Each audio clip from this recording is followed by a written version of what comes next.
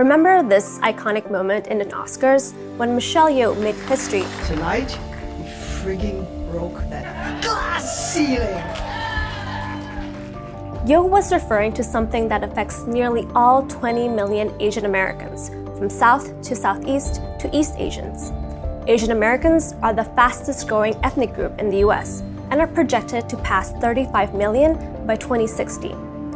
Yet Asian American representation at senior levels is sorely missing, not just in arts and entertainment, but across businesses, government, and various other industries.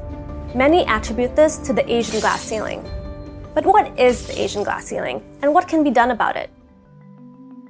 The Asian glass ceiling refers to the multitude of cultural, individual, and structural barriers, both visible and invisible, that exist for Asian Americans in the workplace. So even as minority groups rise to represent more voter blocks and the workforce, Asians are still not making it to the top. Here's what's shocking. Asians make 13% of America's workforce, but only 6%, less than half, hold executive posts, while Black professionals account for 8% of the workforce, but only 5% of executive roles. Compare that to white professionals who represent 69% of the workforce and 85% of executive roles.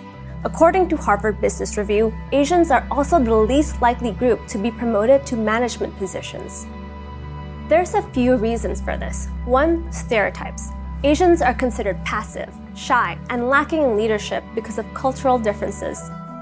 These obstacles and perceptions stop Asian American career growth and cast them in the light of a doer or a follower, and not a leader. So, the higher up the career ladder you go, the less Asians you'll find at the top. According to a KPMG study, 61% of Asian Americans have college degrees, but is this reflected in their career progress? No. Last year, a McKinsey report found that Asians are overrepresented by 2 times their share of the population at the entry level, but this representation drops off by more than half overall at the board of director level. Some of these are certainly individual, and there are anomalies, like Google CEO Sundar Pichai and CEO of Zoom Eric Yuan. But many Asians and these ideas about Asians and non-Asians face a lot of indoctrination and implicit bias from a very young age. Then there's the model minority myth, the idea that Asians are extremely hardworking and successful and are proof that pulling yourself by the bootstraps in America works. The model minority myth is used to drive a wedge between Asians and other races. It also flattens Asians into a monolith. It also very much ignores the reality that while many Asians are top earners, Asians also have the highest income inequality within its various ethnic groups in America. For example, Hmong and Cambodians have some of the highest poverty rates in America, owing to their refugee status and how they came to America due to war and genocide. Lumping all Asians together neglects people who are in need of help. According to the National Women's Law Center, Burmese women make an average of 52 cents for every $1 a white man makes. 12% of Asian Americans actually live in poverty. Asians also get routinely discriminated against at work, especially women who are often caricatured. There's a trope of the infantilized Asian woman, the sexualized woman, the one that is too aggressive, the one that is too meek, the good follower, the list goes on.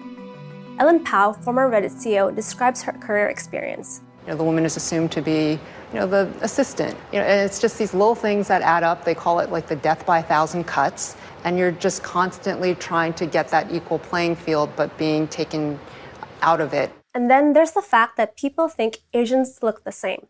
1 in 6 Asian women say they are frequently mistaken for someone else, making it easy for managers to overlook their individual contributions. According to the Boston Consulting Group, Asians are also more likely to receive critical feedback compared to all other ethnicities, in many cases at 2 times the occurrence rate. They're essentially held to a harsher standard. So how do we shatter the Asian glass ceiling across the board? Buck G, an executive director at Ascend, has talked about employer diversity initiatives needing to hire more equitably across race and gender lines. Individually, rather systemically, there are things you can do to try to counter that. But absolutely, there's a systemic issue that needs to be changed. The Boston Consulting Group study also shows that while Asian people actively join corporate diversity groups within companies, 70% view them as social versus 30% who view them as focused on their career advancement. Then, research released by AAPI data has highlighted that even though Asians are more likely to participate in such affinity groups, they don't feel supported within them. These AAPI groups should be empowered to become more than just social gatherings. Asians need to have an actual seat at the table and shape hiring practices and conversations. It's not enough to celebrate Black History Month or Lunar New Year. The work must scratch beyond the surface. If we want to see more Asian representation at higher levels, it's okay to ask for more, to demand more, and advocate for ourselves and each other.